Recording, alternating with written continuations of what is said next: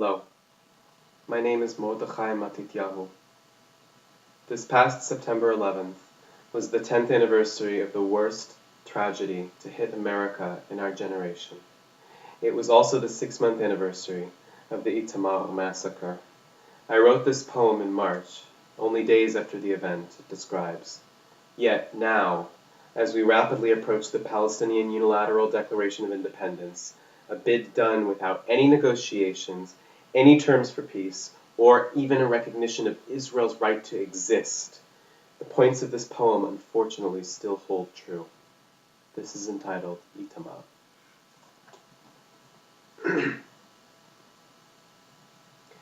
Blessings and thank you to Zohair Hamad for your words to inspire me, sweet and acidic like a perfect grapefruit, like a blood orange.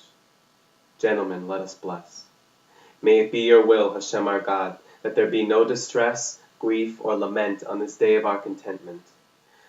Red rooftop, white wall blind, sunlight bright, soft skies and haze on Shomron, hilltops and pine groves dot this village, cautious advanced upon by shrubs and bushes, fennel, sage, thistle, zatar, shimmy in a circle around Itamar, cactus soldiers in a wild common battalion, fragrant handful clutch soil realization belonging, homeland, herbs. Desert wind, you carry the spices of Solomon. Desert sand, you twirl and strangle. Desert veil, you shroud a beloved. Desert eyes made now of glass. Shabbat queen. Shabbat mother, Shabbat bride. Her garments torn on jujube thorn, her gullet roars, no sound to mourn. Dare break the silence, day 7 shorn. Children are dead, no hero was born. Massacre you, shalom aleichem. Butcher you, Yedid Nefesh. Shabbat woman, cannot wail, cannot tear her hair. Her sleep was robbed, her bed invaded, her joy drained of fluid. Her prayers, jewels, treasures, nightmares. Sleep is robbed of Shabbat woman. She cannot sleep again, cannot give herself in to rest, cannot sleep no more. Crystal shrapnel on challah cover. How can she seek to give comfort? Because Jew father, in bed with Zionist entity, baby girl. Her purple, tiny, custom-made hoodie embraces his blue jacket with white striped sleeves, trying to sleep, because in her 3 months, she could but cry out that she demanded to grow, can never say a first word, because slashed throats don't speak, they only bleed. Only bleed. Shabbat woman, how can she seek to give comfort? Mother is cut open on the bathroom floor because she hid her hair in her tichel for the world to not see her grace. Just as in Ramallah, a doppelganger hides her hair in her hijab for the world to not see her beauty. Because sour iron ruby pool surrounds and soaks this crumpled kippah. Because preteen boy child is slapped down on his back with holes in his flesh, a criminal for being indigenous. Did you know that a heart can boil? Did you know that doves have dirty, infected wings? That 4-year-old has a knife enter his heart twice to stop it. That 4-year-old neck must be racist because it was designed white. That 4-year-old neck was hacked apart because vocal cords already know how to dare speak Am Yisrael Chai. Because it ain't no disgusting accident, ain't no human shield, ain't no clear and present danger, ain't no violent threat, ain't no combatant in a war which has sides, ain't no terrorist with bombs as a breastplate. Shabbat woman, what power have you against Gush Katif evacuation catastrophe, against orange groves being chopped down and used as space for Hamas rocket launchers, against a retreat with hands held steady above our heads that translated into metal rain for a decade in the life of southern Israel, that introduced civilians to the words Katyusha, Qassam, Grad. What power have you to weep when refugees from ethnic cleansing find themselves converted to corpses in the wilderness of Itamar? Shabbat woman, please try to caress the face of the survivor Yishai, because he's 2 years old, and he has blood caked and spattered on his legs, and he screams for his parents to wake up, because he screams and cannot be quieted. Try to caress his face, because his mother will never again be able to do just that. Tell Tamar and Roy that there is no justification for terrorism, that their lives are a miracle, that were they found, they would have been murdered too. 1, 2, 8, a family of Jews. The Lal al-Mughrabi hijacks a bus in the second week of March 1978 Israel, murders 37, murders from them 13 children, murders credibility to the Palestinian cause, and in the second week of March 2011 Israel, while Itamar weeps until salt claws at its eyelids, Al-Bired devotes its largest town square to the Lal al-Mughrabi, to her name, to her memory, to her hate, and the children of the family Fogel are stabbed in the heart again and again. Salam Fayyad, Mahmoud Abbas, you whisper in my ear that you want peace. You tell me on your government-controlled TV idiot box bullshit that you want peace. My peace has no knives. My peace has no shrouding of the map of Israel. My peace has no networks broadcasting glorifying a previous batch of Itamar murderers. My peace has no political party of my own design claiming responsibility for murder. My peace has no Fatah lies. My peace gauges no party as moderate just because the alternative is worse. My peace has no incitement to murder. My peace has no terrorists.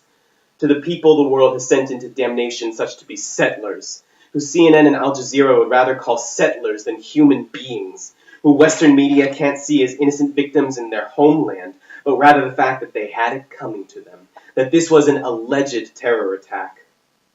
People who stand in defiance to a world that no longer cares about slaughtered Jews. I dare you to live. And I shriek out to the lone few of you who pour tar and kerosene and feces on peace negotiations, and you're craven enough to do it in the name of Judaism and Israel and Zionism. I shriek out to you, my Judaism has no reprisal attacks. My Israel has no threatening the lives of innocent Palestinian townsfolk. My Zionism has no smashing car windshields, no invasion of property to throw stones in a third racist intifada, no demonstrations with signs saying death to Arabs. My Zionism burns with pride and kisses the cheek of the civilian in the neighboring town of Awarta who speaks in Arabic and declares the injustice of killing babies. Give me your hand as I look into your eyes. I don't care what color they are, because to me they are beautiful. They are gorgeous because they and I thirst to be loved, my Muslim, Christian, agnostic, atheist, Arab, raceless brothers and sisters. Palestinian people, I want to dance to the beat of your darbuka. And I beg you to listen when I say, my peace has no pastries and candy passed out on the streets of Rafah to celebrate an infant having the breath sliced out of her. Hamas of Gaza, your candy tastes like Iranian warheads. Your candy tastes like shells and mortars. Your candy tastes like a crown of thorns. Your candy tastes like charred bones and howling blood. Your candy tastes like the murder of my people. And your residents tell me joy is a natural response to the butchering of Israelis. I'm sick. I'm so sick I want to vomit. I surf on waves of nausea. I spill my words like Tishbe wine into internationally deaf ears. I can't process my thoughts when the United Nations is controlled by maniacs. I feel so abandoned when evil tyranny anti-Semitism can thrive.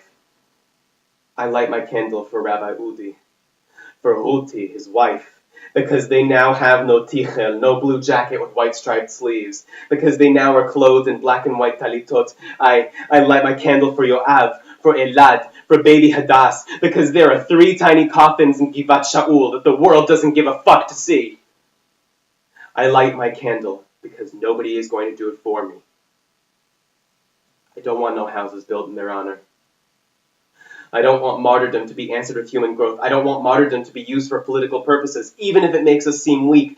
Maybe we don't always have to have muscles. Maybe the desiccated byproduct of a jihadist genocidal mentality can't be in dialogue with concrete. Maybe I want their souls done tangible justice. I've given up on humans for the time being. I want to see olive trees and rotem flower bloom in their name. I want to see pomegranates fresh fragrant in their memory. I want to see lemon blossoms sticky with nectar in their love. I want to see the children in Nablus and Janine given books explaining with truth how we're cousins and genes and phantasms, all of us, and how we're splendid this friendship alone on our ship Bamidbar, in the wilderness of our land, isolated vessel, how children have futures in medicine, art, healing for all the times they were told to strap magazines pregnant with bullets across their small, frail chests, and denied life to others, and in so doing were abused, denied dreams themselves, because knife tangible, knife silver blade cutting throats equals knife invisible, indoctrination, hungry, devouring brains, intellect, hope, future washed away, in milk, in chalk, in plasma screen, violet scream, and suicide.